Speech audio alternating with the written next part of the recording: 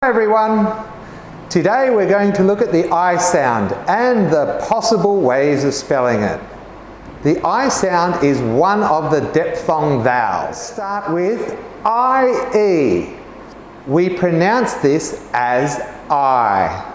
Sometimes with the IE spelling we have the I consonant and an E, but we don't sound the E when we're saying it. It's silent.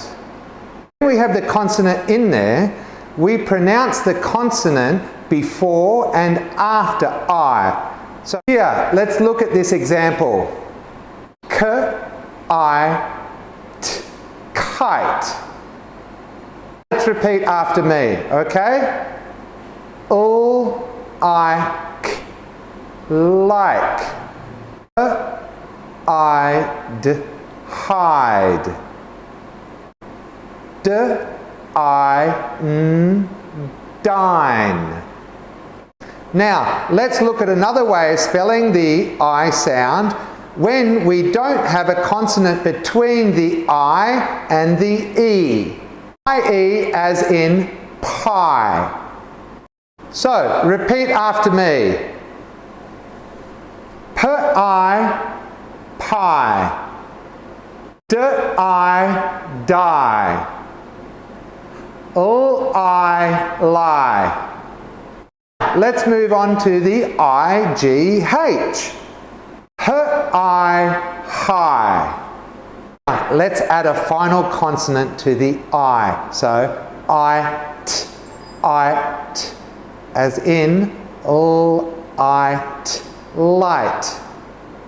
N-I-T, night. F-I-T, fight. Let's move on to the next spelling. Now we're going to use a tricky one which is confusing. It's the Y, which is sometimes used as a vowel. I, my.